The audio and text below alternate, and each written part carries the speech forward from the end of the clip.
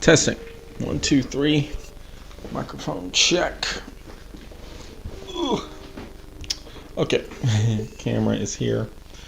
Hello, and welcome to the Black Ponderer.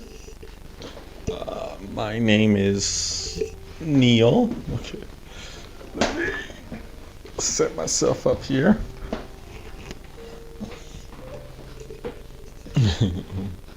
That's good enough. Yeah, that'll work. That'll work. Oh, hello. Let's see. Yeah, got a few people, maybe not. I see. Hello, Nadia. Hello. Yes, this is the Black Ponderer. The host, Neil Trotter. In case you're watching the stream later and you're new, or you're just lurking or whatever. I don't know. It's hard to know who's watching. I'm a noob when it comes to the technology here. So yeah, this is Black Ponderer is a YouTube channel where we talk about philosophy. Primarily we talk about philosophical texts, and then we just talk about ideas and concepts in those texts, using the philosophy as within the text as a jumping off point. And we mostly do that, but sometimes we do the streams. And honestly, we've probably been doing more streams than text on video nowadays, videos on text nowadays. But that's all good and well. And the philosophy streams are more just free balling, where we just take a topic and we just kind of chill out, relax, and just discuss the idea in a more free form, conversational dialogue style, like we're hanging out at a club or a bar or like a cafe or something like that. And, we're just buddies chilling and just having a good time. And then I see Nadia says, I've been enjoying the Nib comics. Oh, cool. Read Drugs, Secrets, Nature, and Power. Now on Animals. Cool. That's great. That's some great comics. We talked about that before. I did buy, I bought the one that I was missing, Family, but apparently I'm also missing number 10. I'm like, because I looked at the shelf, I'm like, wait a minute, I don't have number 10. The Nib, volume 10. Which one is that? Political satire? No. Well, I'll look up that. Oh, nature. Yeah, I don't have nature. I have the digital, but I'll have so I might have to look into that. If they even sell it, they might not even sell it anymore. Oh well, at least I got the digital copy. Okay, so the topic we're talking about today is talent. And we can go into, do I just go edit here? Oh yeah, I can just describe the what I wrote here. So let's talk about philosophy. So we're talking about the concept of talent. The great painter Bob Ross once said, I love Bob Ross, as most people do, right? He brought the joy of painting to everybody. I used to watch him when I was a kid, but I mean, those were probably reruns because I'm like not that old. But they were on PBS, and I would watch them. Let's see. The great painter Bob Ross once said, "Talent is a pursued interest. Anything that you are willing to practice, you can do." Yeah, that's what he said. He said, specifically, he was the quote. He was doing his painting, and he was like, just kind of reminiscent, free ball. He is like, there's a lot of people I teach these classes, and people walk up to me and say, "Hey, I can't do what you do, man. I don't have the talent to do what you do. Make these really cool paintings." And he's like, "That's baloney." It's baloney. Talent is pursued interest. Then he goes on. And I say this is true. This is true for the most part. For the most part. There are exceptions, right? But for the most part, it's true. It's true. However, let's see. Propensity is also a thing. Propensity is a thing, right? We'll talk about that. Like, some people are naturally inclined to do things better than others. Like, two people can work equally very hard on a particular thing, and one can excel at that thing more than the other.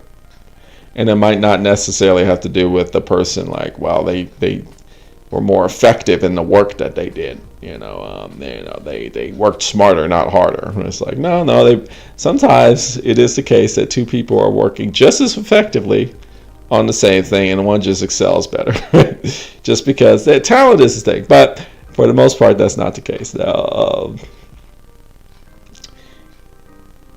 two people can work. Yeah, and if one does pursue something they are ultimately not interested in, all the mind hacks in the world may not help that person achieve that thing, right? So you might say, like, I want to achieve this thing. That's great, but if you're not really interested in the thing, then you only gotta go so far, right? It might just be, you might just want to achieve it just to achieve it, and you might not really be interested. So that plays into the whole issue of talent too, but we'll break that down further. The diversity of physicality and psychology among humans make the issue of talent complex. Let's discuss. Let's discuss. So that's what we got to talk about today. Talent. Is it a thing or not? Some people say, like, no, talent is not a real thing. Like, anybody can do anything if they put their mind to it. And it's definitely true. Like, we exaggerate the idea of talent very much so, whereas some people will be like, yeah, I just can't do it. I just can't. But you really can do a lot of stuff if you really sit down and just kind of put your mind to it. And then, you also look at the people who are great and amazing at what they do, and then you look back and you say, man, you really look at the honest truth of their life, and they're like, wow, they actually put a lot of hard work and time and effort into what they did. It wasn't just like this automatic thing that they just had. It's like, no, they honed that skill, and they, to an extreme degree, and they worked their asses off, and that's why a lot of why they are where they are. So it is definitely true we exaggerate talent, but also we can't not acknowledge that some people just are exceptional at certain things. And I think, the way I see it is everybody's good at something. Not everybody's good at everything. But everybody's good at something, and I would say, like, for the most part, somebody can do, most things. A person can do most things if they really work hard at it. That's true. There's just some things a person can't do, right? Depending on their physicality and their psychology. And I mean, there are some hard limits. Not everybody can do everything. Not everybody can do everything well, right? And so, I think we got to have a balanced, realistic, approach to these things. And then, by doing that, we can achieve great things. But we got to be realistic. But we can talk about that further. Now, I like to talk about, let me see here. I don't know how the best way to situate myself. I like to open it up with anecdotes, or like kind of open the discussion up with personal experiences, because that helps me really, break down the topic in a way that makes sense to me, right? So I'll begin with some anecdotes or like some personal experiences about my experience with talent. Often it's the case that people will ask me, Neil, how are you able to read so much? How do you read so much? And it's funny because, and it's, first of all, it's all relative, right? It's all relative because if you look at the whole community on YouTube, for instance, but now it's like book talk, and like the Twitter verse, which is now X, and the whole, book reading community, which I don't know, it's not even a community anymore. It's just like a multiverse of book reading people. I don't read as much as like a lot of those people on there, right? They're reading like 20 books a month and shit.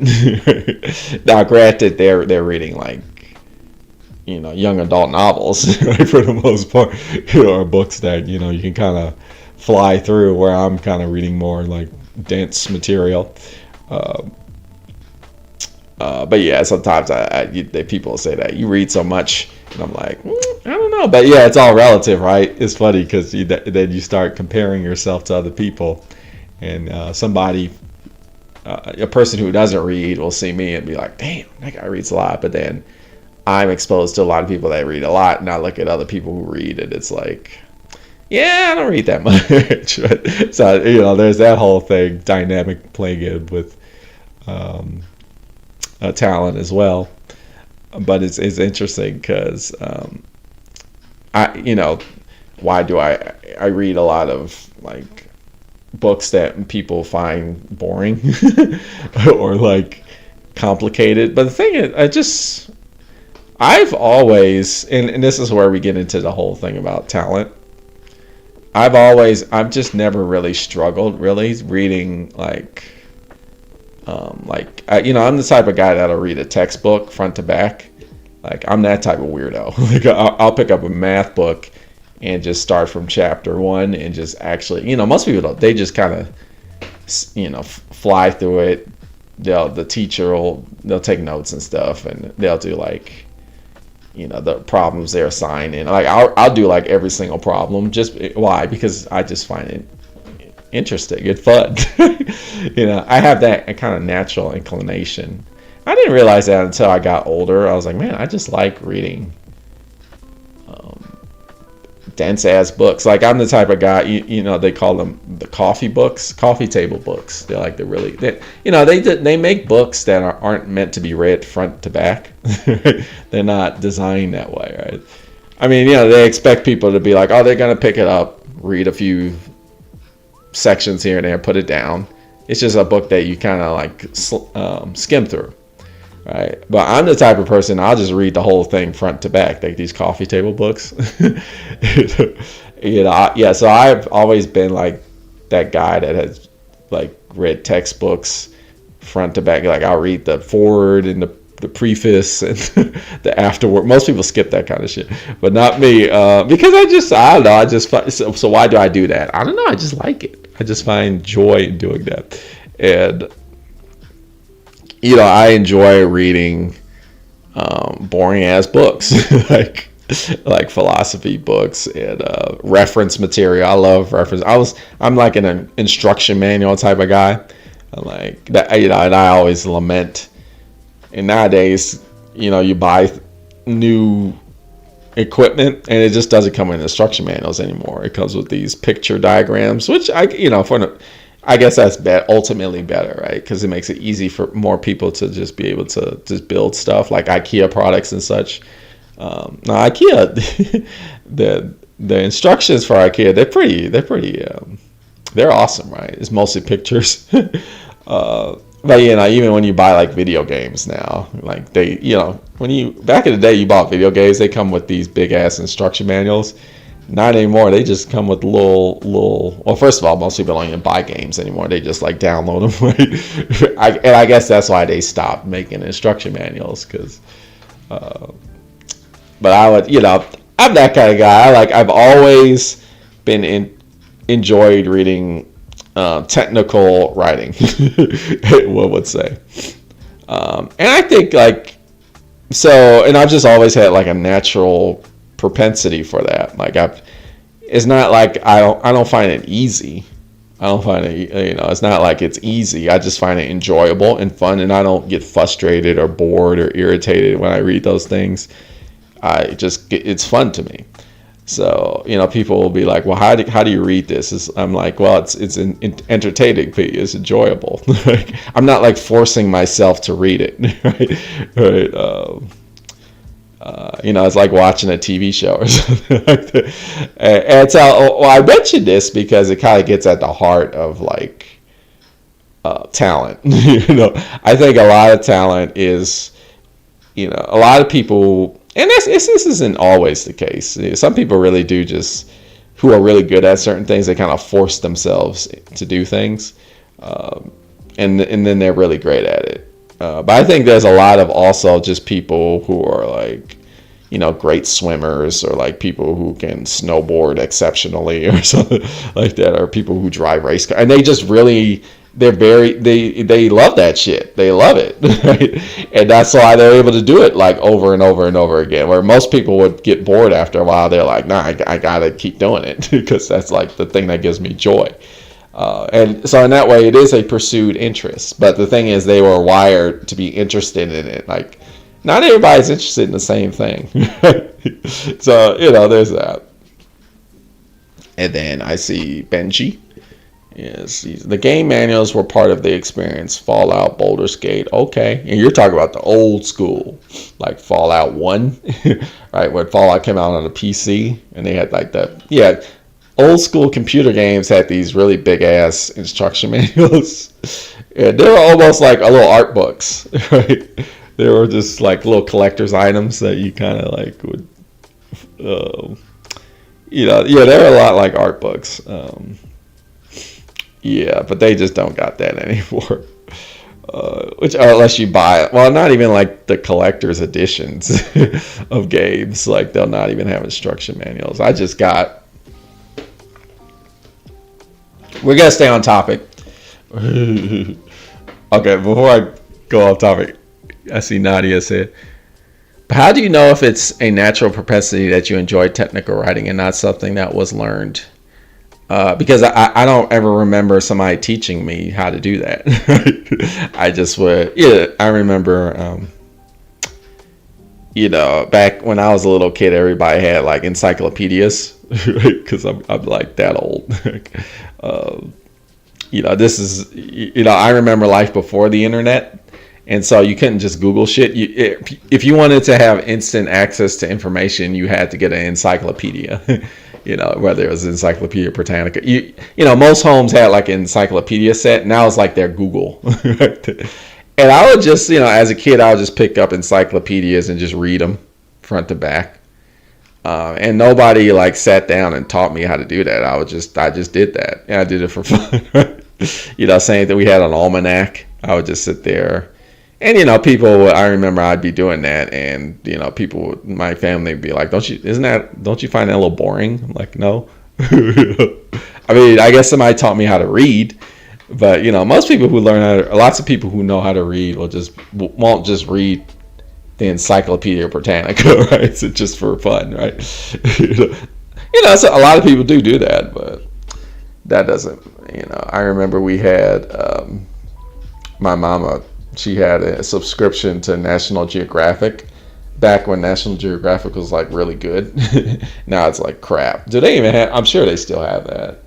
But last time I looked at National Geographic, I'm like, oh my god, it's so bad. I heard like Fox, the Fox Corporation owns National Geographic, so that's why it's like not that good. But it used to be really, really good. It was very dense. Now National Geographic is mostly pictures and is like not so much text. But back in the day, it was a shit ton of text, and that was awesome. I'd read that. You know, mom would just buy it, right, and she would just read like an article or two and just put it down, right. That's most people will just kind of buy those magazines, just, you know, flip through them and just put them on the coffee table and like pick. But I would just sit down and just read front to cover, from front to from cover to cover. Just because, you know, when you're a kid, you got all the time in the world, right? So you would just go through, you know, you could either do that or watch Looney Tunes or like maybe play in the backyard or something. But I would just read. So that's how I know. That's how I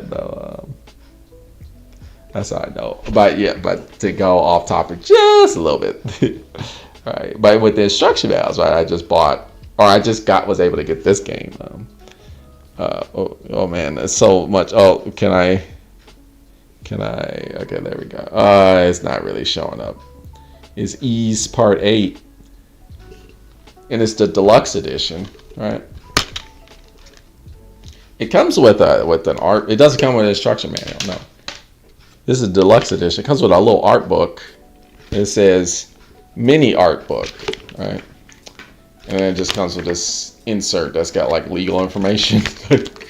Okay.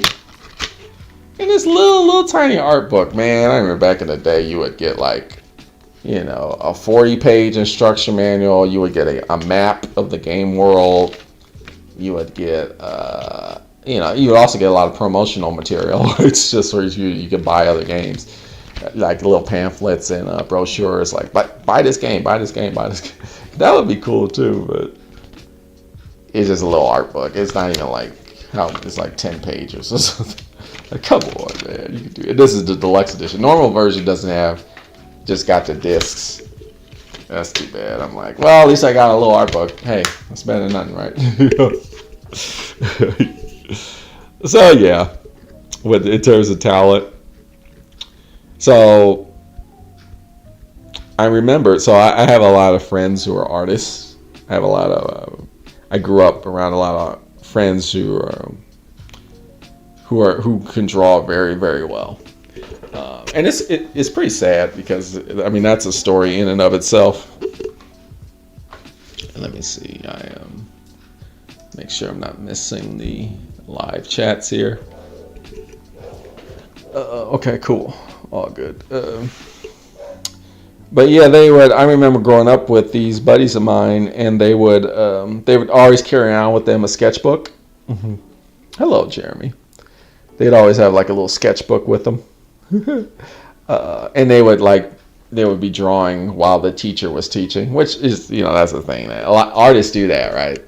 They'll just the teacher will be like doing some math problem, and the person will be doing a doodle. I remember sitting next to my friends who would just be like drawing shit, and you would always see them with a sketchbook all the time. You know, when recess or like lunch break happened, instead of like playing tag or or like dodgeball, they'd be sitting down with a sketchbook drawing, which was and so, you know, and back in the day, I would think like, man, they're so good at drawing. How the hell are they that good at drawing? It's amazing. Like they knew perspective. I remember back in the day, I didn't know what that was like, but you know, vanishing lines and 3-point perspective and like all this the horizontal. They knew that intuitively. Nobody taught them that. Like they just kind of just knew it intuitively. And they go, and then eventually they went to college, and then they would be able to do all this shading and rendering, and like they knew exactly where the light would cast a shadow. And it's like, how do you know that? But they, it's kind of intuitive to them. And then they would go to college, right, and go to like take art classes. And I remember I was trying to take art classes with them because I was interested. Like, oh, I want to learn how to draw. And they'd be talking about all these art concepts, and they're like, oh yeah, I know, I know that already. Oh, that's what it's called. Oh, you call that vanishing point? Oh, okay.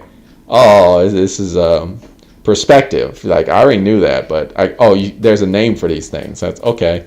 So they would just fly through these classes where I'm like struggling. I'm like, oh shit, okay. Like so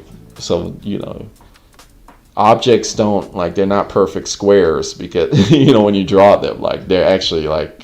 Lines converge because the human eye is a sphere, and that's how we, somebody would have to tell me that. But these people, my friends, like they already got it. Like they understood that already. It's just like they didn't have like names to it until they went to art school, and then they got like the theory of it.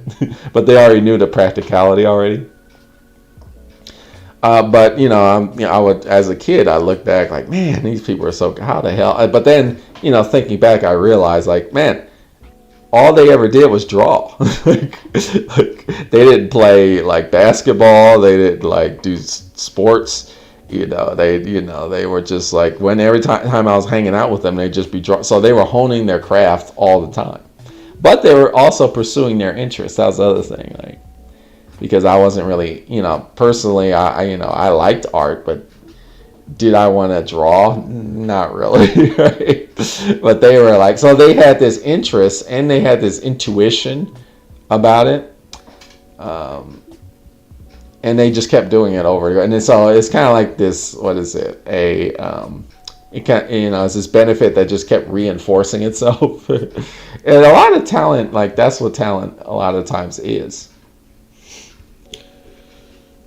Okay, so what's going on here? Talent is marvelous. I don't understand why, in terms of capitalist success, talent is undermined and hard work is overpraised. Oh, okay.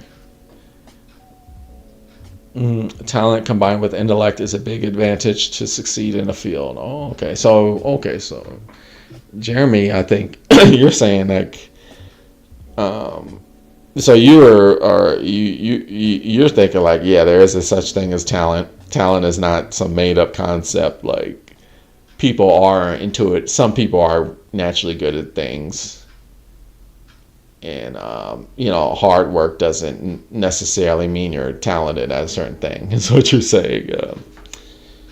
And I don't know if that's what you're saying, but yeah, that's what we're talking about.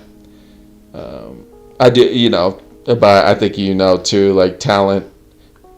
People who excel in things, they do put a lot of hard work into the thing that they do, which I'm sure you know that. But you're saying like we don't really, in our society, we don't really appreciate people who are just naturally good at things. Rather, we just appreciate people who work hard at things. Yeah, I don't know about that. I mean, yeah, I don't know about that because I sometimes we don't even appreciate people who work hard at things. Right? It depends on what they're working on, right? And then I also think a lot of times we overblow the concept of natural talent, where it's like, is that person really naturally talented, or did they have a lot of like privilege and luck? We're not really acknowledging that. So I don't know. Yeah, you really gotta think deeply about it. And then Benji, perhaps they believe hard work beats talent, and yet that changes when the talented people work hard.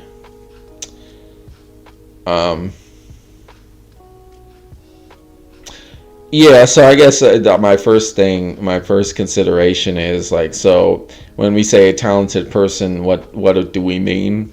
do we mean somebody who has natural inclinations to something?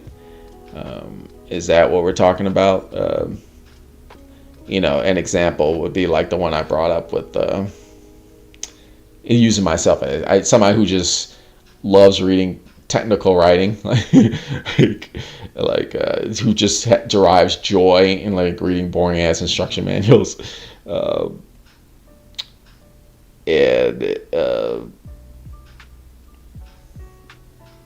is that what a talented person is? Somebody who's really naturally inclined to do something?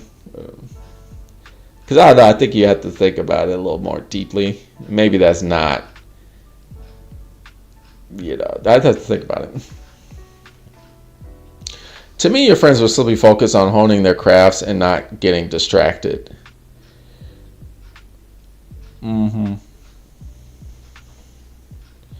Yeah, that probably was it. But I think for them, and I've had deep discussions, talks with them. Drawing for them, drawing they weren't honing their craft. They were like, but they were, right? But at the time when we were like 8-9 years old, they didn't see it as honing, or they were just having fun. They were enjoying themselves, right? It was literally the same thing to them as like, playing basketball, or like, a sport that some people like shooting hoops and stuff, but they liked just drawing. And literally, like, they hated, like, when we were in math class, doing the math assignment, they hated math. And so they, rather than doing that, they're like, yeah, I don't feel like doing that. I just want to do the thing that I like to do. Almost like, you see a lollipop and you're like, ooh, I want the lollipop. And so you suck the lollipop instead of eating the broccoli. For them, it's just like, they were just doing something they enjoyed doing. Like, and at the time, they had no aspirations of like, I want to make this into a career, or I want to get better at this. They were just doing just for the fun of it. They were doing, right? But as a result, they kept doing it. They got better. It's kind of interesting because, there's this whole, sometimes on, a lot of productivity,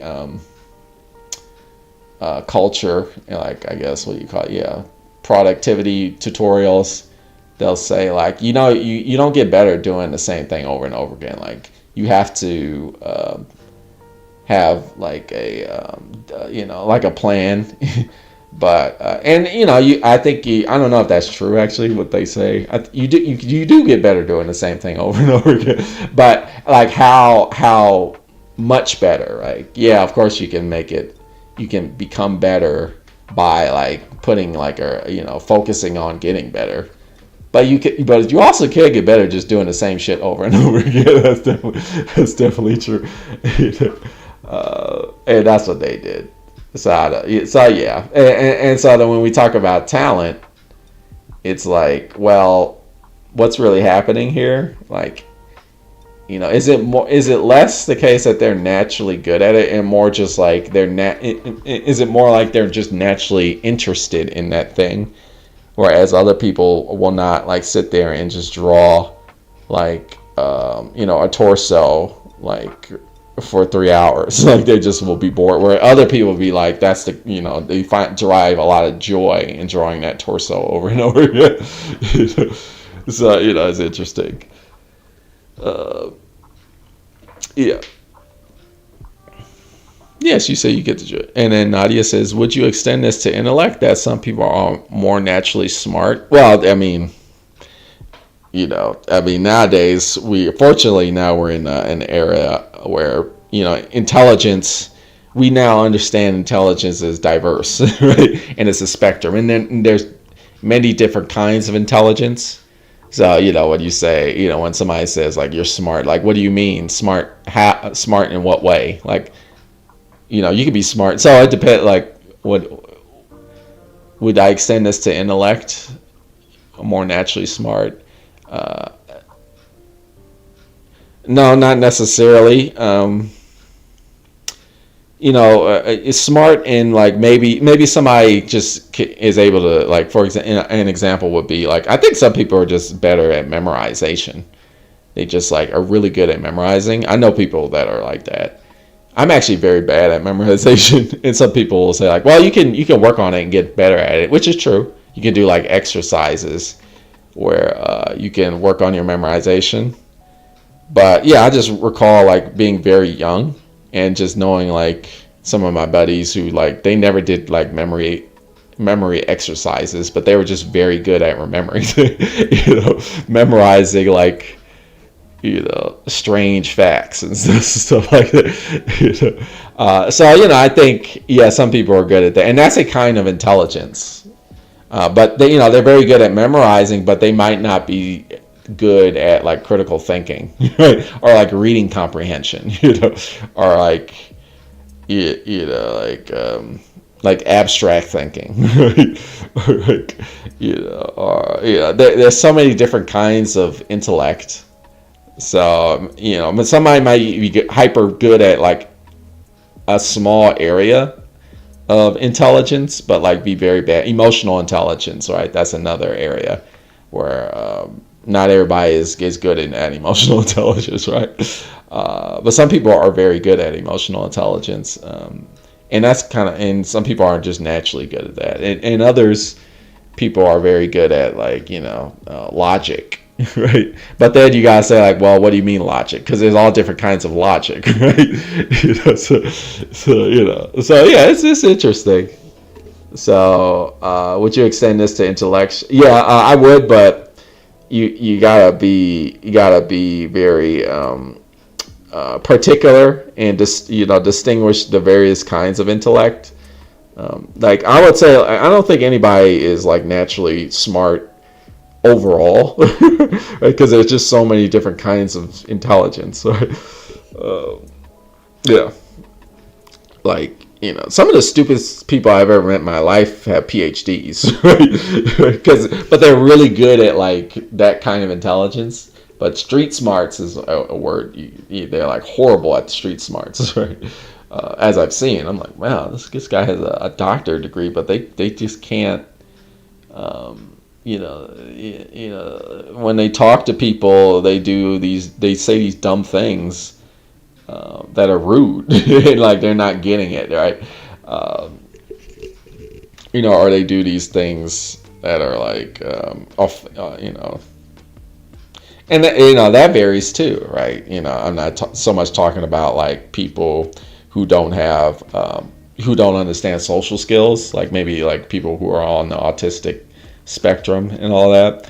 But I'm so there's that, and then I'm just talking about, I guess you call these people narcissists or psychopaths, I guess. People who are unable to understand, that other people have experienced pain, right? Or like when you do things for yourself that might hurt somebody else, they're like, I explain like, you really hurt that person by doing that fucked up thing. And they're like, what? Because they're kind of narcissistic in that way. So whereas other people are, they kind of like by default, they understand like, yeah, I probably shouldn't do that because that probably will hurt. Even though it'll benefit me, probably shouldn't do that. Some people just don't get it. And so you'd have to like spend a large amount of time, explaining that to them, and they would have to like really focus on like, oh, okay, I really need to like take extra steps in considering other people, right? And then Jeremy says, I do think that hard work is overrated because nobody should work extremely hard and get tired all the time. Okay. We do know people who are talented. It's not subjective and it's not a matter of privilege. It depends. You don't know, maybe you can name a talented person where privilege is not a thing. Oh, I guess you probably do. Yeah, you do. But let's go back to the first thing you said.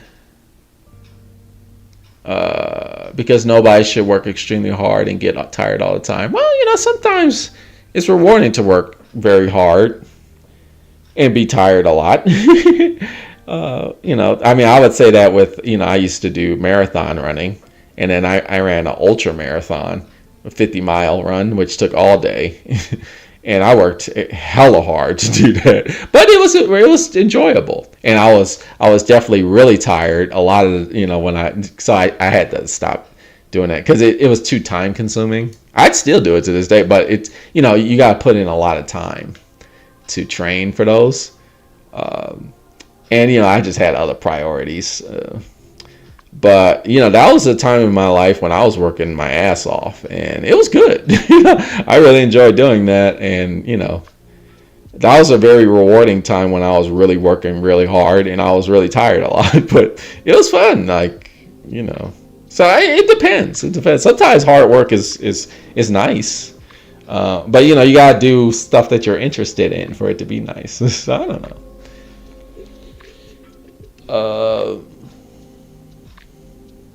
Who do you know about who?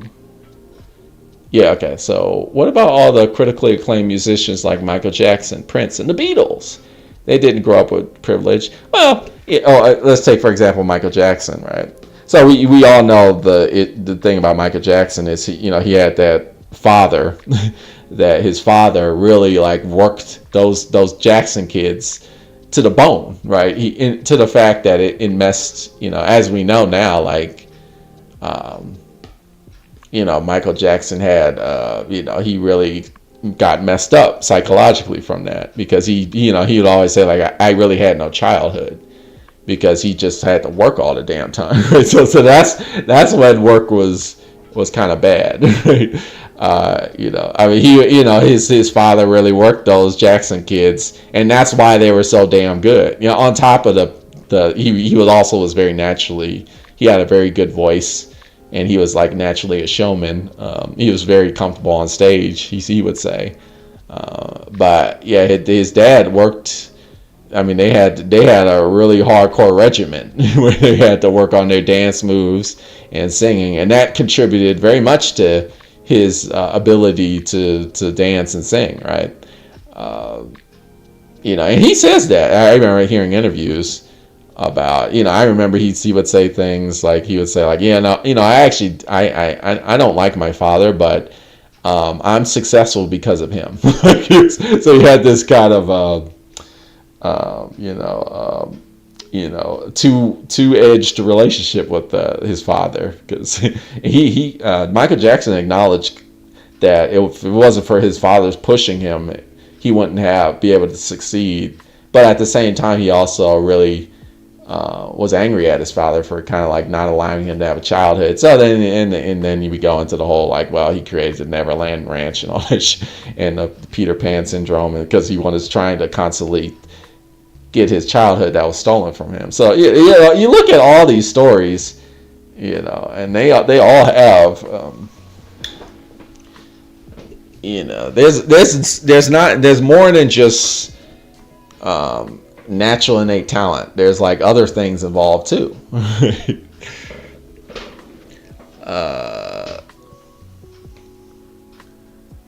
Yeah, and you can go with Prince. How Prince was not to begrudge any of these people, right? Prince is awesome. Prince is he's cool, but Prince also was exposed to a lot of artists. He was naturally good, but he had a lot of influences from other. I have I have a really cool book of his life. It's like a memoir, but it's all just it's all letters that he wrote himself, and it's actually photocopied letters. I think it's called The Wild Ones or something. I have it. I forgot what it was called, but it's great. It goes into a lot of that. Wow, he was exposed to a lot of artists and musicians, and that really helped him, influenced him greatly, and contributed to his his already natural talent. And without that exposure, he wouldn't have been able to his artistic input wouldn't be as as prolific, right? And the Beatles, you can go on and on and on with this. Do you think the world appreciates talented people? Yeah, I think we do overrate talent. I do think we overrate talent. I think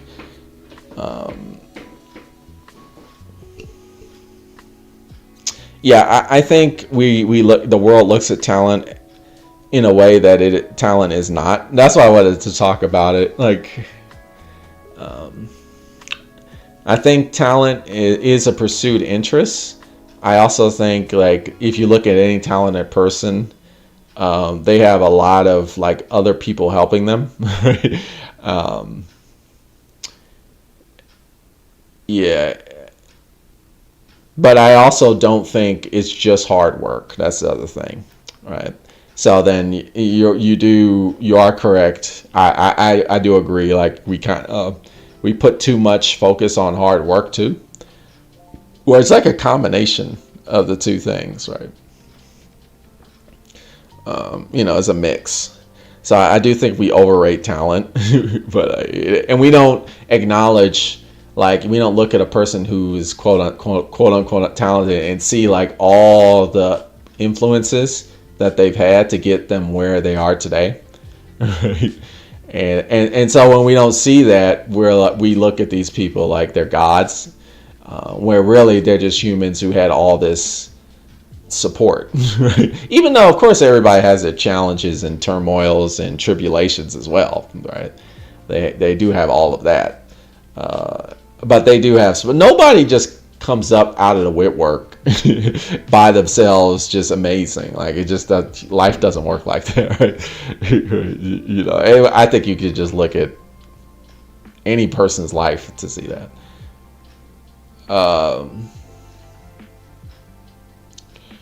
And then, let's see. For me, talent must be about advancing your field or make awesome contributions to the world. Okay. I mean, you could definitely use that talent to do those things. Some talented people use their gifts for ill, and they like make the world negative. Like they send the world backwards, right, with their talents.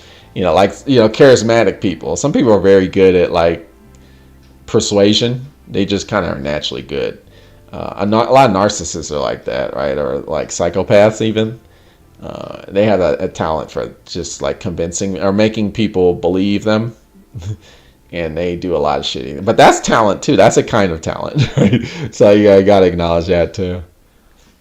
Autistic people, people on the autistic spectrum are far from stupid. Yeah, no, that's true. That's why we say, like, I was saying, like, yeah, there's various kinds of intellect, right? Various intelligence is a spectrum, right? And somebody who's not good at certain things might be very good at something else. Somebody who's not intelligent in this area, like, say, social cues, or like non-verbal communication, or like body language, they might not be very good at that, and they might not be intelligent in that sphere. But they're intelligent in all these other aspects, right? And I think when you look at the autistic spectrum, like that's very self-evident. It's very evident, right? Where it's like, yeah, that's definitely like, we live in a society that only acknowledges one certain kind of intellect, and that's another problem with our society, right? We kind of focus too heavily on like a single, the STEM, science, technology, engineering, mathematics, but artwork, music, all these other forms of intellect, emotional intelligence, these kinds of things, they're considered like, oh, that's not intelligence, that's just like, a kind of like, what they call it, empathy, or like you're an empath or something like that. It's like, oh no, you're an intelligent person. But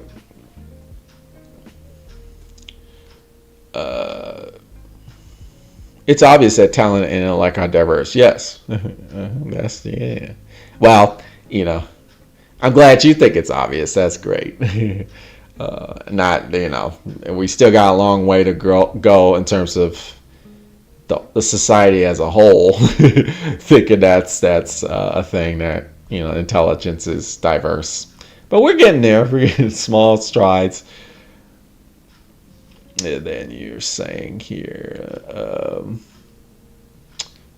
for people who don't love their jobs, hard work doesn't mean anything.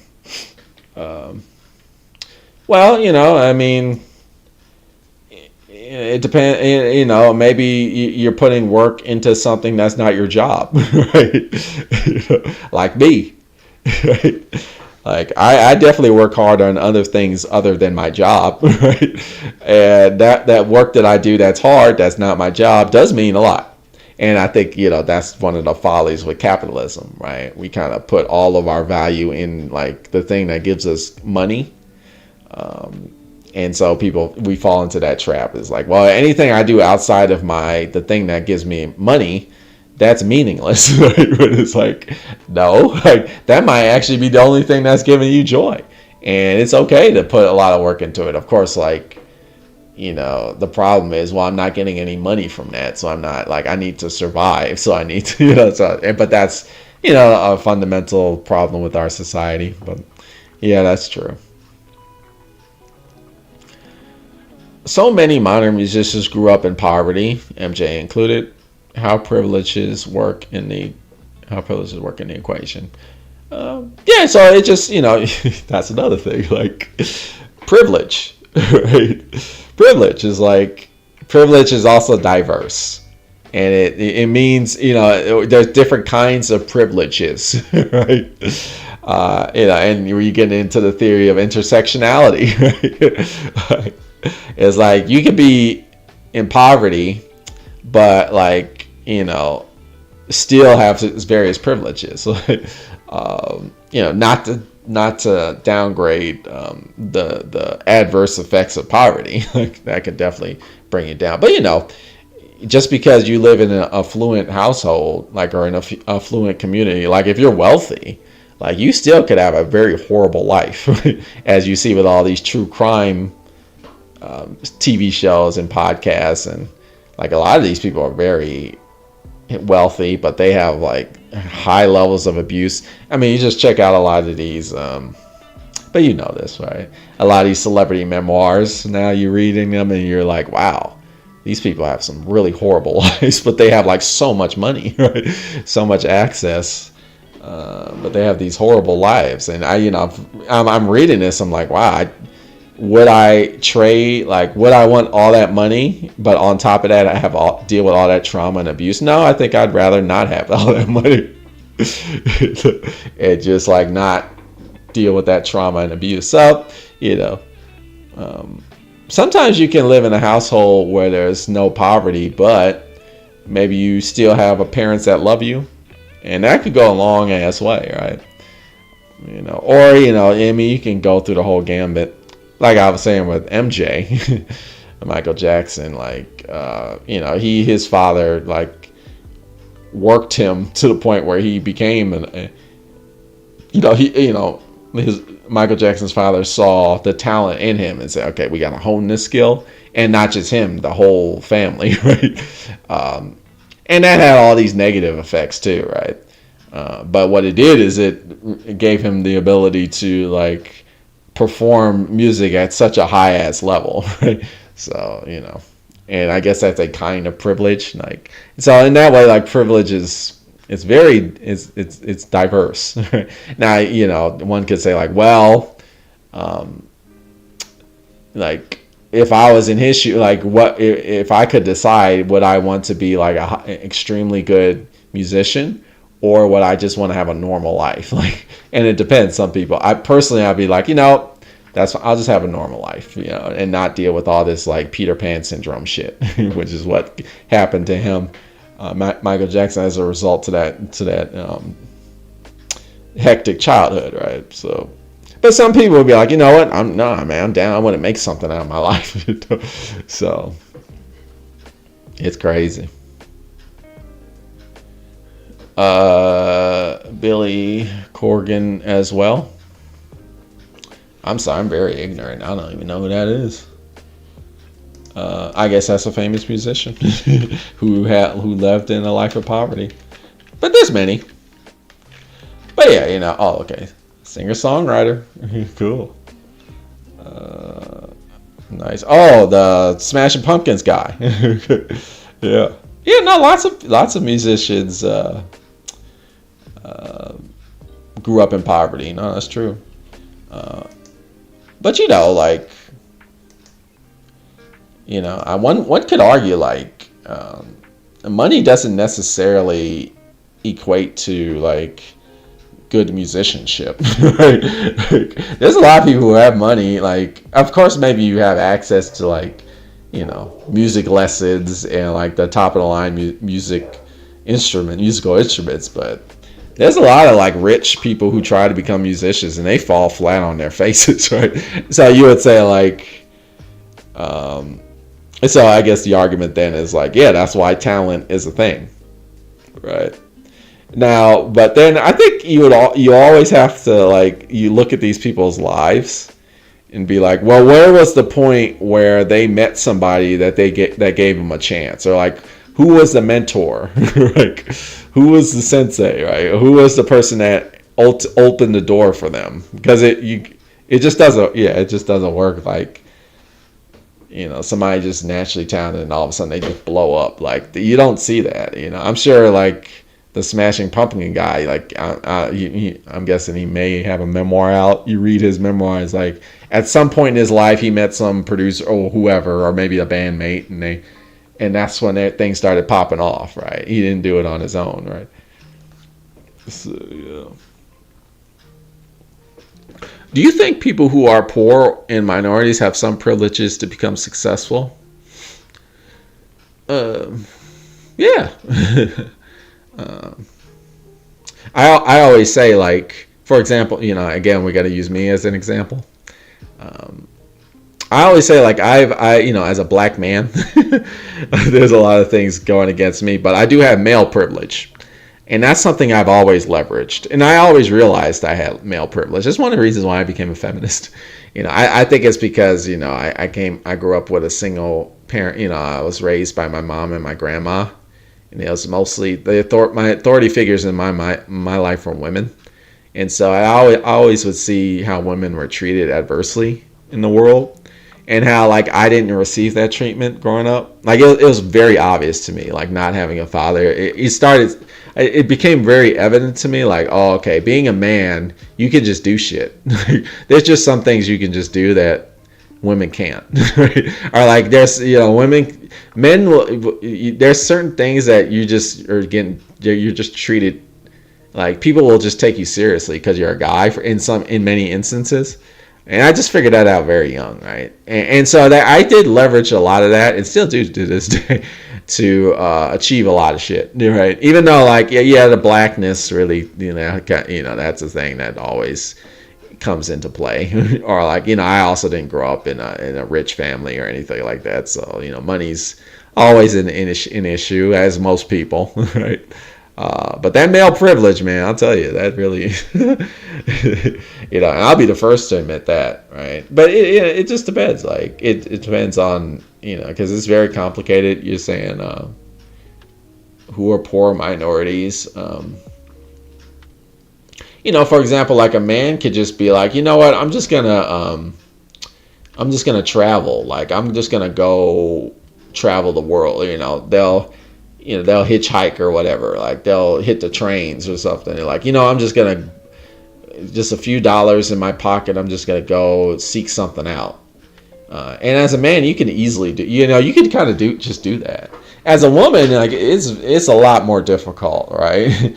and that's just based off of, like, all the women that I know in my life. Like, they try and do that, and, like, there's a lot of creeps out there, a major one is my wife. She was doing that for a while, but she dealt with all types of experiences as a woman that I would have never experienced because I'm a guy. Just because, just traveling by yourself, that kind of stuff. So that's a kind of privilege, right? But there's all types of other things, right? You just gotta have to think about it, your own circumstances. And I do think, like, a lot of, like, musicians who are impoverished, they could be like, I'm just going to take my guitar and I'm just going to travel the road and I'm just going to do my thing with my guitar. What's his name? A lot of these folk musicians, like Bob. I don't know why it's escaping me. Folk.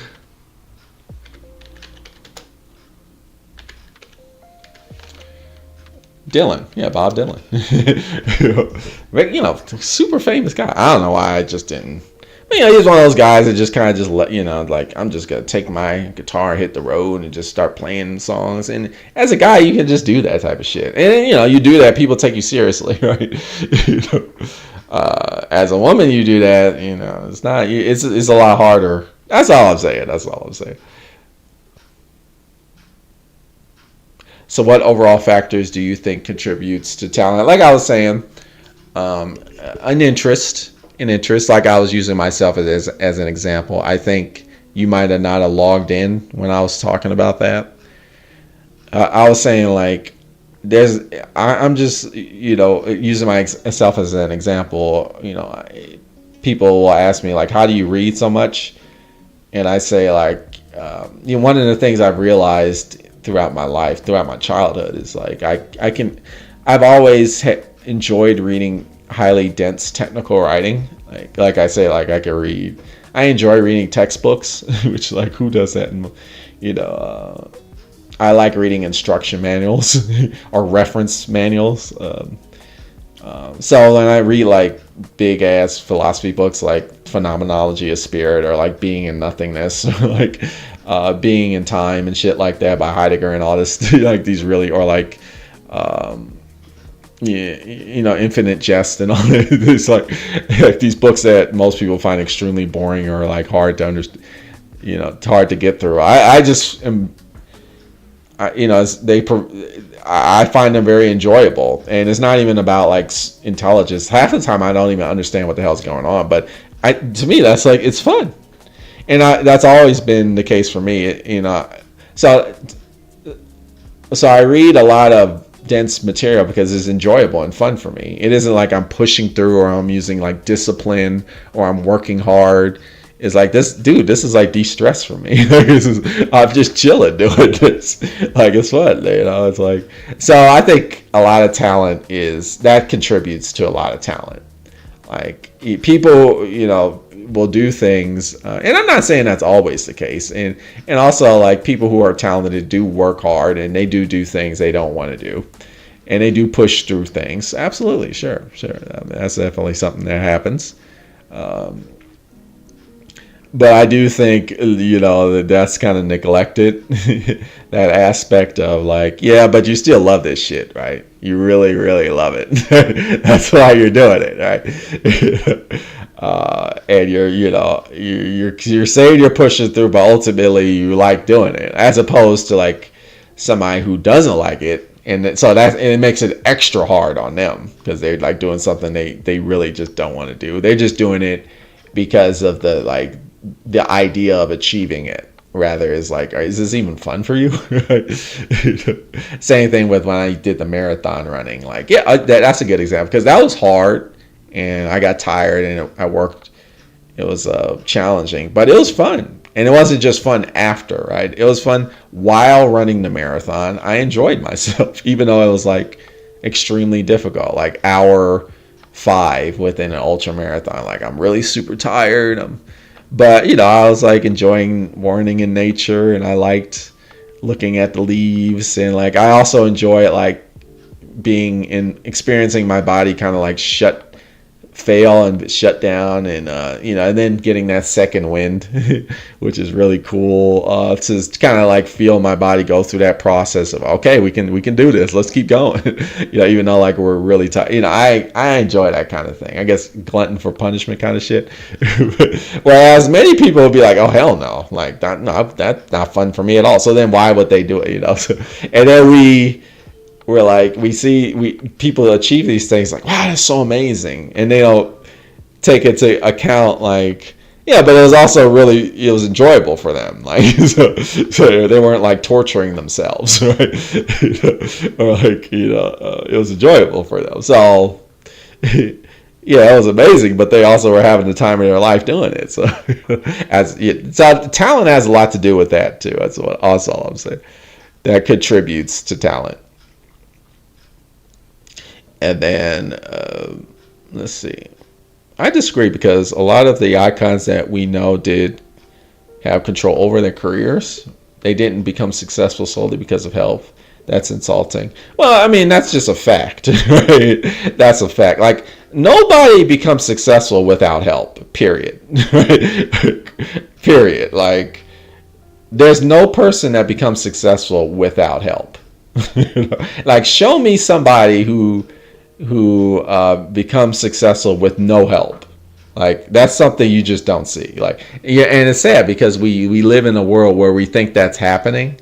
And so we had all these false ideas about talent and like work ethic.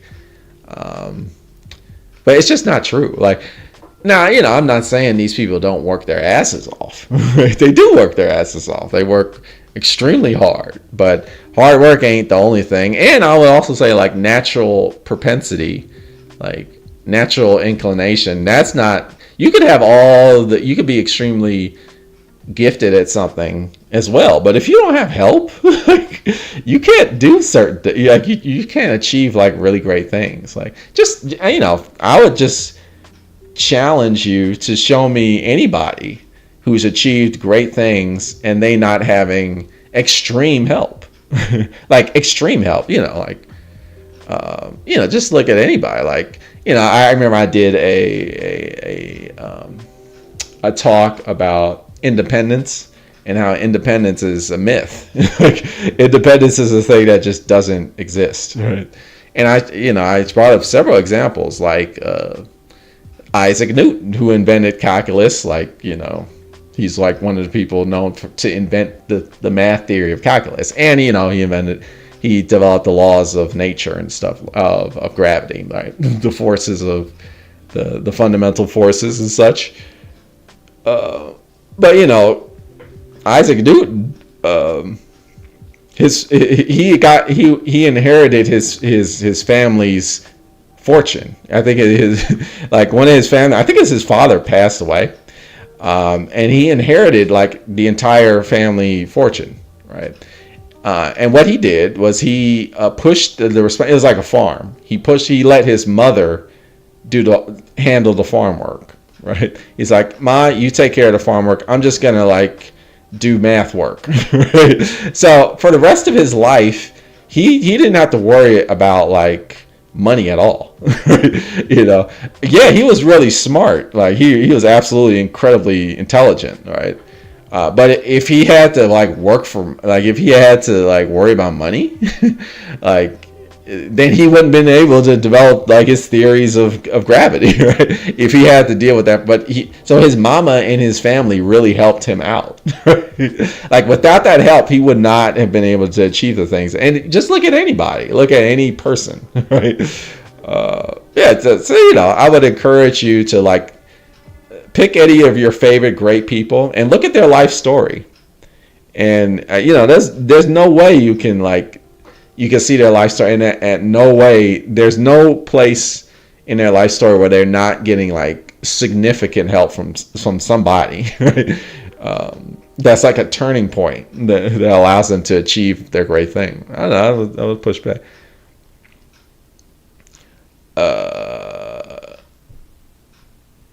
And then a lot of influential people are more intelligent than the public, underestimate. They are not some mere products.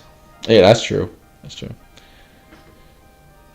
I think Michael Jackson was extremely intelligent and read lots of books. He was. Yeah, I mean, he was an intelligent person. A career like his is not for the average man. Yeah, I mean, there's a lot of intelligent people who don't who don't achieve great things also. I mean, how many Michael Jacksons are there out alive today? There's a lot. It's just they don't have the opportunity to realize their full potential. And that's not to take away anything from Michael Jackson. I just think about all the other Michael Jacksons out there who just don't have the opportunity, who just didn't have the breaks that Michael Jackson did. And Michael Jackson had some breaks, but that's not to take away from his. I don't know. I don't think that's an insult. He's the guy. He did some great. He changed music forever, right? with all of his other, he also had some other demons and problems in his life. Let's not cover that up. but that's the thing that we have to acknowledge too. But a man that achieved great things, but also had a lot of big breaks. Highly intelligent individual, but also got a lot of help from many people. I mean, his whole family was musically talented, right? Janet Jackson, Tito, like the entire family. Of course, he had a mother that loved him dearly. Like that whole family was like an echo chamber of like talented musical camaraderie, companionship. Didn't know how to say that word. So yeah, just encourage you. There is only one Michael Jackson. Well, that's true. That is. There's only one. All of us, right? There's only one Neil Trotter. There's only one Jeremy Borno. It's true. Like it's true. But given what we know about Hollywood with all the allegations, I think talent was never necessary to make it in the industry. Yeah, that's true too. Right, that's true too. A lot of talent is a lot of like industry people are they don't have any talent. So that's another thing we have to think about, like what is talent, and like when we say people are talented, are they really talented? Or like how many people who aren't talented succeed, and like how many people who are talented don't succeed, right? These are things that we have to consider.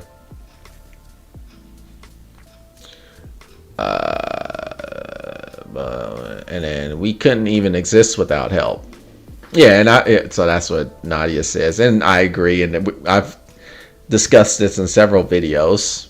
So a lot of great philosophers agree. Like we are radically interdependent, interrelated with each other. Nobody. Like you say, we can't even exist. I mean, that's about as fundamental as you can get. And it's true. I was going to say, like, we can't even survive without other people, right? But you can get even more fundamental, like Nadia say, we can't even exist without other people's help, like dramatic help, right? But we don't even acknowledge that. Like that, we live in a society where we just pretend that's not a thing, even though like that's so obviously a thing. So I mean, that's another thing to consider. And then we got this, I guess that's the Om sign. I don't know. I'm sorry. I can't read the Sanskrit. Is that what that? I don't know. I'm sorry. How much does luck play a role in actualizing talent? Luck would make for an excellent topic. Yeah, because when you talk about luck, you gotta have to. I would, steer it toward like quantum mechanics and the fact that reality is we live in a probabilistic world where like where the ultimate reality is that everything is just a probability of something, and only when we observe or make measurements then it becomes like an actual thing. So I think that has a lot of things that conveys a lot about reality, that reality is a lot of it is luck because like literally a lot of it is luck, right? If you look at it quantum mechanically, right? Which is that would be a huge topic. When I think of help, I think about being guided and being told what to do all the time. Well, I guess help doesn't have to be all the time, but like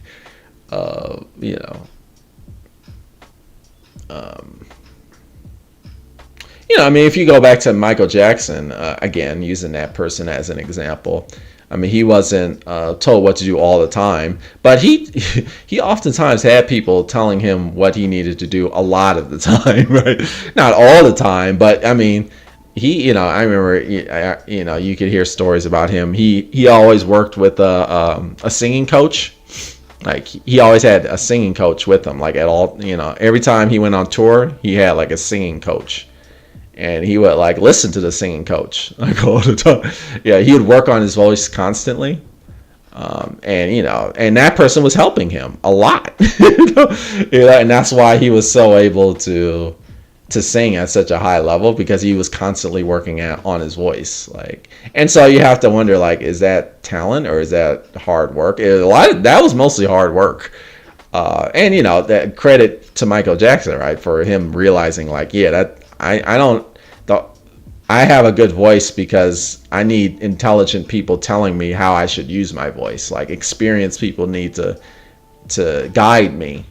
I give Michael Jackson credit for having that realization. Like, yeah, I need help, right?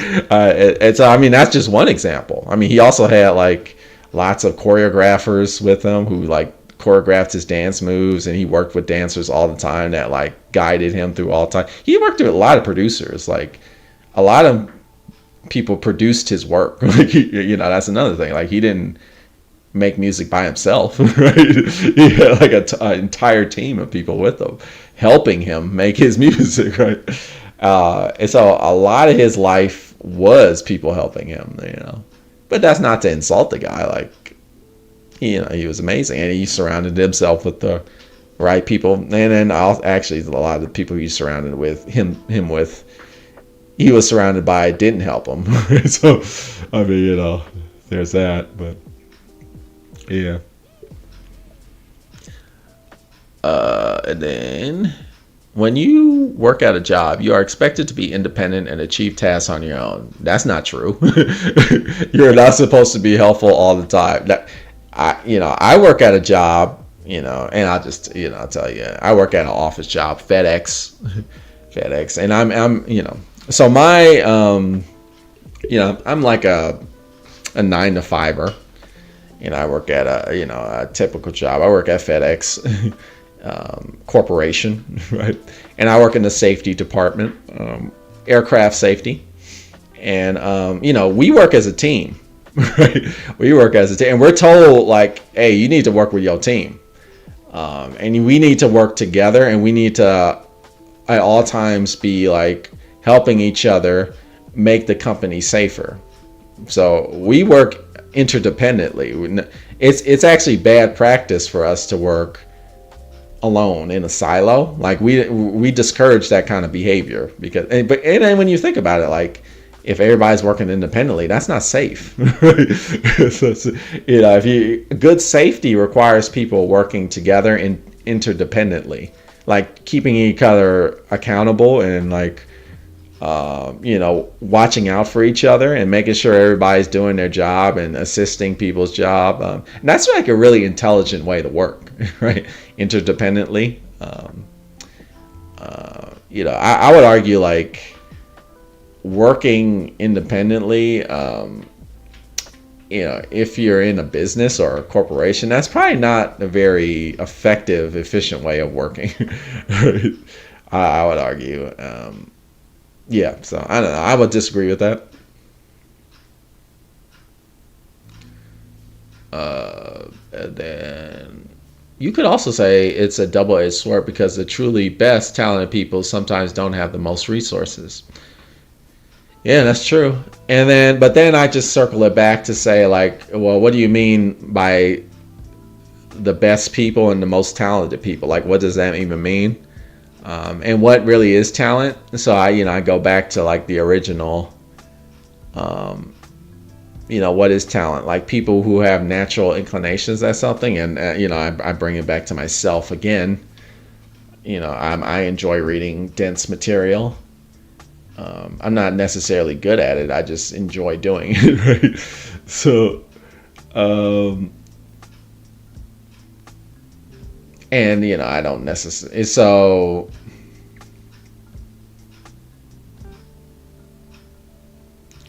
yeah, you have to think about it.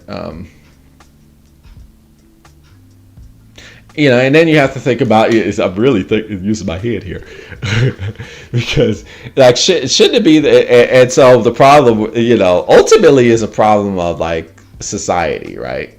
or like one would say like capitalism, like it's an issue. Like everybody should have access to everything.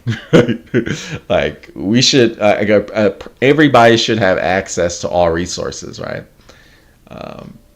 Right. So I mean and then that really has nothing to do with talent, right? That's just more of an issue of like, well, why can't we just allow everybody to have access to everything? And you might, some people will, libertarians or neoliberal people will be like, well, that's not a thing that's possible, right? But it is possible. I mean, we have the internet, first of all. Like we have libraries, right? Like we could absolutely make everything accessible to everybody, right? I mean, we that's not even like that hard to do. Like, but that's not a thing that our society prioritizes.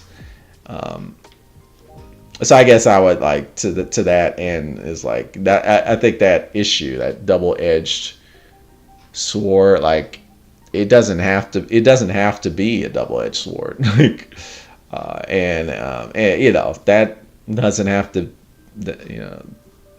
Talent is not like the thing that's causing that, or like the talent isn't the issue when it comes to like access to resources. Yeah, that's what I would say. MJ was the GOAT. Yeah. MJ. I'm sure in your job as a project manager, you don't help your subordinates all the time. No, not all the time, but I do a lot. You expect them to know what they are doing. Yeah. But I expect them to know what they're doing, but I also expect them to ask for help when needed, and I expect that they will ask for help because we're in a business that's hard, right? And I do it, I acknowledge, like, our job, you can't do it by yourself. So, if somebody's not asking for help, I'm like, oh, there's a problem here. There's an issue. Okay, so here's a little list of men who succeeded without help. All right. Well, Tesla, I did a talk, and Thomas Edison also. So we did you missed that live stream, where it's check out Independence is a Lie, I think it's called, where I talk about Tesla. And no, he had help. He had help. Yes, and he admits it too. I think the quote I shared was his mom helped him out tremendously. His mother helped him out extremely. And he says, like, if it wasn't for my mother, I would be nowhere. Like, he says this. But he got helped in other ways, too. Like, a lot of corporations helped him. I think he also dodged the draft. Like, there was a war, and he just dodged, like, and there was a draft, and he just dodged it. He just, like, he just ignored it. And they just let him do it. And he contributes that a lot to, like, like, if I had to serve in that war, probably would not have been, I would probably be, like, either dead or, like, shell shocked and wouldn't have been able to to do all the things that I did. And I'm sure, like, I don't know these people, but, Thomas Edison, of course, like, dude, like, Thomas Edison, like, he had a whole company of inventors with him, right? And like, a lot of the things that he's credited for inventing, he actually didn't invent. Like, he just, but not to take away from the guy, like, Thomas Edison's awesome, but, there's a lot of credits he receives, like, that, like, his people that worked under him actually did for him, right? Which is, not to take away from him, but to say, like, he had a lot of help too, right? I remember, a famous one is he's credited for inventing the light bulb, but the light bulb is composed of several different components. And several inventors that worked under him invented the little components that the light bulb is composed of, like the filament inside the light bulb, which was invented by a black man. Like the mechanism that actually lights up the light bulb was not invented by Thomas Edison, right? Even though Thomas Edison also gets the credit for that, oftentimes gets credited for that. It was actually a team effort. It's a team effort. And you can like read, contemporary like research about Edison and know like, he basically created, he was kind of like an Andy Warhol, where he made like factories and he had like lots of people working under him, and they all contributed to like creating work, which was then like, credited by Thomas Edison, but actually lots of people contribute. And that happens all the time, right? In science. One person will get credit for everything, even though like, actually there was like 20 other people that contributed to it, where like if those 20 people didn't exist, there's no way that invention wouldn't happen. But yeah, and I'm sure you can just look at all these other people and find like stuff. Yeah, Tesla was highly intelligent person, but also had a lot of help, as he, admits himself. What do you think about Madonna? Madonna's, I'm a fan. I like Madonna. Unfortunately, she's nowhere near as good as she used to be with her newer stuff, which is too bad. But I guess nobody lasts forever, right? But like that early stuff, like a Virgin and like True Blue and like a Prayer and like all that good stuff. That stuff is awesome. She's considered, what is it? Oh, do you think she's a feminist icon of independence, or just a sex kitten puppet of shock value, or both? Yeah, both. Yeah, she's mostly a feminist, but she's like a second wave feminist. She's like, although she's not like transphobic or anything. She's not like a J.K. Rowling type of feminist. So like she was all about those queer rights, so that's cool. And she still is, but yeah, she did like do the sex kitten. I guess I would say like, because there's nothing wrong with being sexual, per se. That's fine, that's being sexual is not anti-feminist, right? But I think I think the commercialism kind of like got into the way of like some of the feminism she promoted. I would say it's more like she didn't really address the commercialism aspect. That would have been it. Although, like, you could have a whole stream about Madonna. Right?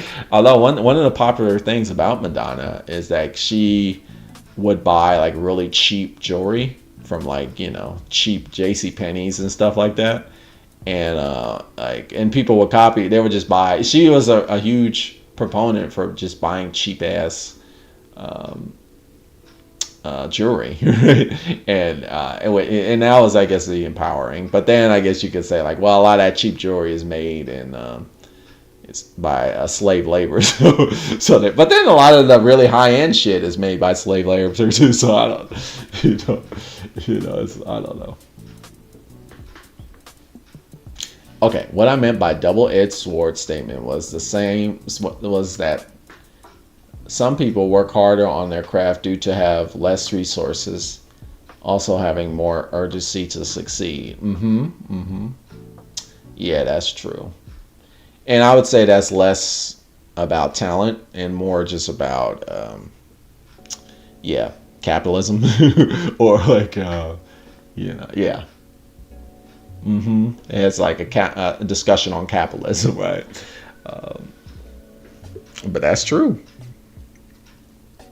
Zoltar says, Madonna may not be the most talented singer, that's true, but her performances are amazing. Her style is unique and super influential. Also, like, her songs are just catchy as fuck. I mean, that's kind of a thing. Like, you don't have to be the best singer in the world to have really catchy ass music.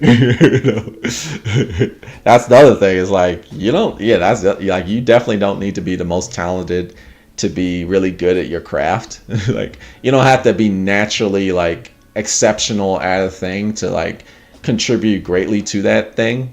Right. So that's another thing about talent. Is like and so you would.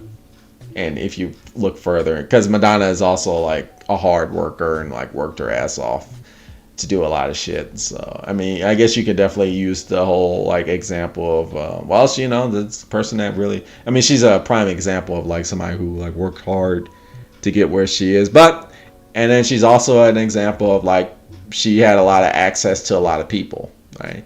Because I mean, she worked hard to put herself in front of the right people, and she made connections with a lot of like creative individuals, and she made friends with a lot of creative people that showed her and inspired her and like motivated her and like pushed her in directions that got her successful. So that's another example of somebody who not only worked hard but also was helped by a lot of people to get where she needed to go. And it's interesting, you look at her music videos, like everybody has a little posse, right? She has like her stuff like Vogue. You see all those dancers doing doing doing that, like that was her crew back in the day. They were in a lot of her videos, and a lot of those people were her road dogs. Like they were just like that whole posse really was like really what helped her get famous. It really gave her like her image as this feminist icon and this like radical erotic vixen. That's funny. I'm also a fan of Madonna. It's hard not to be. But I went through a Madonna phase. It was, as we all do at some, that is awesome. That's cool. Like a prayer. She's not necessarily talented. It's not necessarily talent. Okay. Mm-hmm. All the above. Sorry, Madonna is far from unique. And I guess the other thing is you really don't have to be unique to be awesome. You know what I'm saying? I guess, a lot of people now, I think that's another thing we're recognizing nowadays. Like uniqueness is kind of overrated. Like, and then you have to look like, what really, anything you look at, like how unique really is it? And, all things that are created, you can kind of see a through line between like, oh yeah, this was inspired by this, and this. Right. So, it's really just somebody that, a person that pushes something forward. Right. Some people push things so far forward, you're like, damn. I think Madonna is one of those people. That really pushed it to the limit. In terms of like, that's cool. In your opinion, who was the most talented musician or singer? And then somebody's like Jeremy says Stevie Wonder. Stevie Wonder is great. Stevie Wonder is definitely talented. Yeah, blind musician. Playing. Yeah, you got to be careful about when you you gotta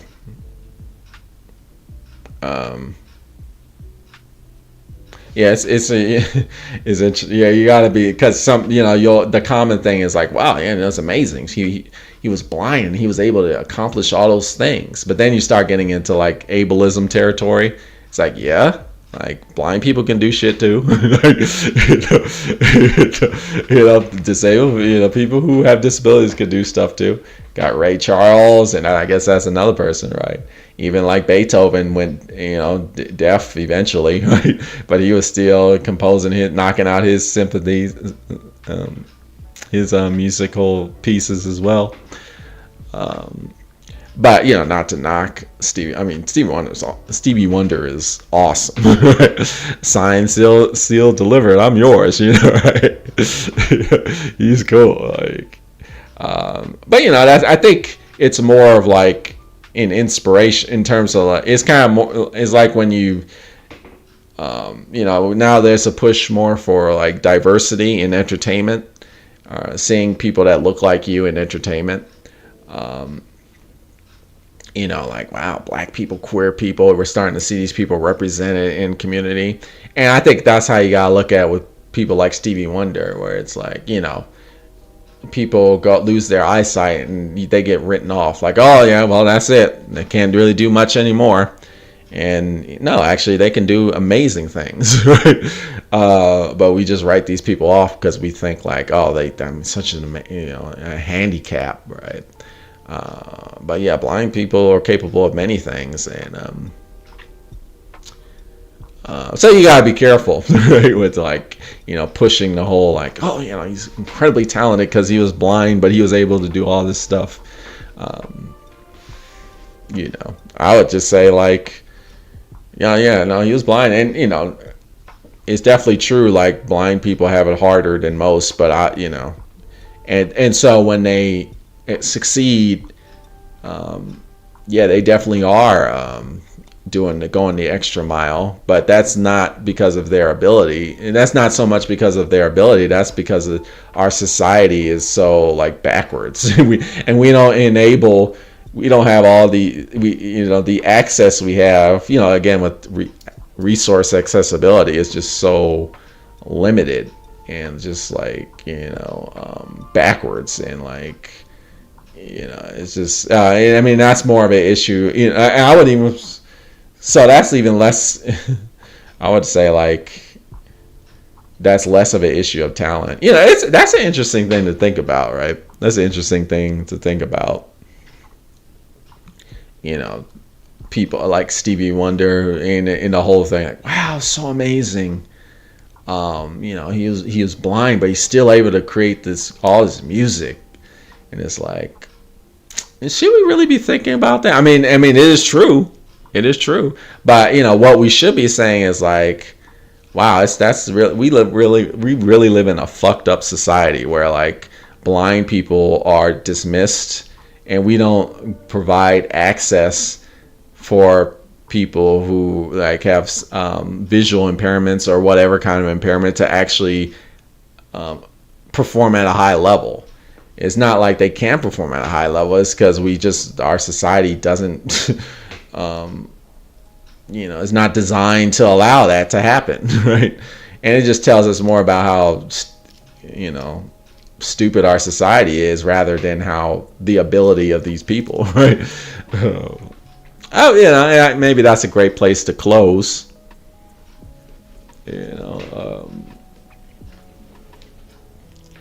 I'll close here when we talk about talent. And so I guess I'll go conclude. If anybody has anything else to say. Okay. Statement retracted. So to conclude, what is talent? Talent, I think, is more like everybody has. People have natural propensities for certain things. They have a propensity for things. Like some people are just good at certain things by nature. I mean, that's something that's true. Nobody is the same. People aren't all the same by default. Right? We're all different. We do have variables about each other, and we are exceptional. Our abilities vary. I mean, this is just something that's true, right? And that's not a problem with that. And I just use my example. I've always, and it's not even like I'm good at it, but I've always just enjoyed reading technical, dense material. Ever since I was a child, that's just something I found enjoyment in. And so that's helped me be able to read philosophy. And it does that, so I think somebody who's really good, who finds enjoyment in doing that, probably will excel in philosophy. Of course they're going to have to work hard, and they're still going to have to study a lot, and that's true, which I do. And of course, I'm an amateur. I guess I call myself semi-professional philosopher. I still don't like work as hard as somebody who's like trying to get a PhD in philosophy. Like, I don't work that hard, right?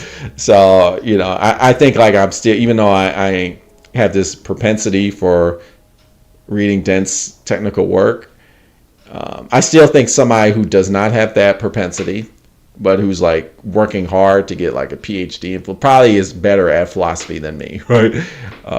Not necessarily, but probably, right? So I think it's more about interests and where people derive joy in, where we really need to. That really is where talent lies. Bob Ross is right in the fact that talent is a pursued interest, and it is like whatever you put practice in, you can do. But to put practice in something, you have to be somewhat interested in it. And if you don't derive joy in something that you're practicing, you're probably not going to practice it. Right? So there you go. And so, what is talent? Is it about hard work? During our conversation, we were saying like, it's a lot has to do with access and like resource sharing, and like making sure that people who are interested in things have the access to pursue those things to the highest degree, right? And if you look at anybody who just achieved great things, I would argue they've had a lot, they've had help along the way in terms of like gaining that access. Even people who have grown up in like very impoverished situations, right? They've somewhere along the line they've gotten access to like the thing they want to do, and that really helped them out achieve that goal. I would argue that, right? So I think that's where talent lies, But if you got anything else you want to say, in terms of that contributing to that conclusion, feel free to leave it in the chat, or if you're watching this later when this is all over, you can comment below in the comments section. But I want to thank everybody who tuned in and watched. It was an enjoyable discussion, and I should be around next week for another discussion, and that'll be nice. So thanks a lot. Interesting check this eve. Okay, thanks, Nadia. I'll see y'all later. What's the next topic? I don't know. I don't usually decide until like the middle of the week. I have this list of things. I make this list. I could tell you the things that I got on my list. But I'll decide. And then of course I also just have some stuff in my head that I'm like, no, I just want to do this. Talk about reading classics. I can do that. Luck. Oh yeah. Okay, I can add those things. I got my inspirations for this channel. I think that'll be kind of interesting. Like the channels the things that inspired me, my style of YouTubing, because they're definitely, and there's some YouTubers and some interviewers that are not like this channel at all, that definitely inspired me to do before. That'll be interesting, but that might be just some thing I do as a last resort. And then the diversity of behavior, because everybody behaves differently. I wonder why that is.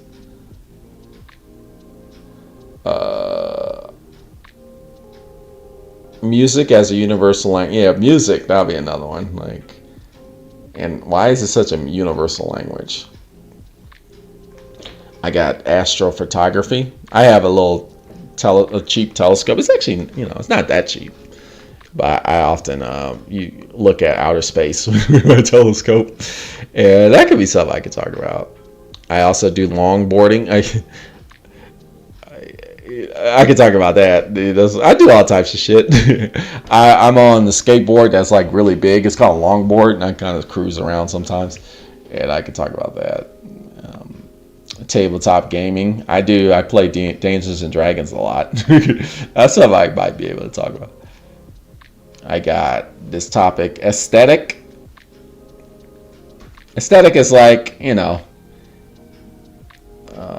this whole thing about like an 80s, 1980s aesthetic, the 90s, like a goth aesthetic, grunge aesthetic. There's all these various ways of presenting certain things. Nerdcore,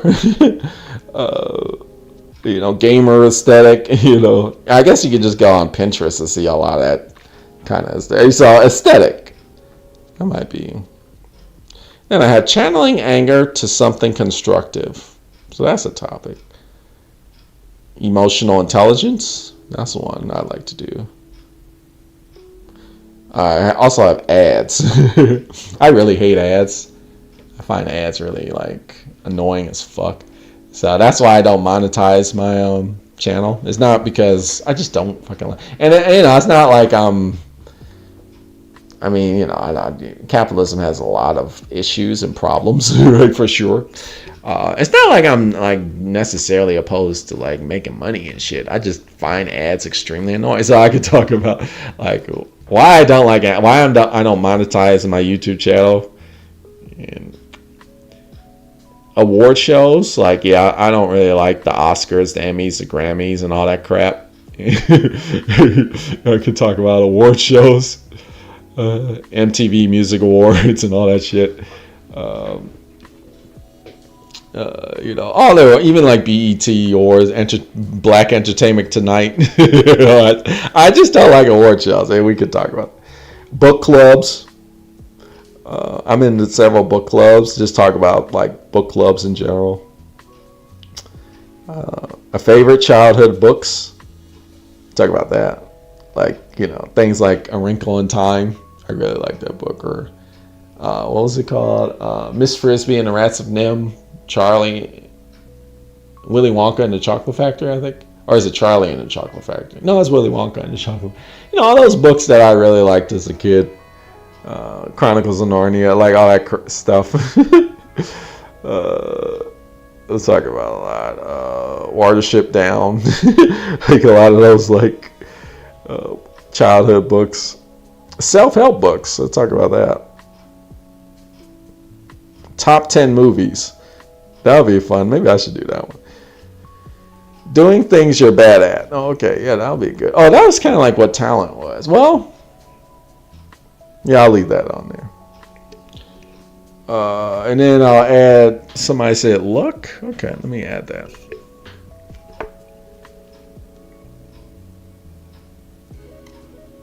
Then I'll put a star next to it. And then somebody said reading classics. Okay.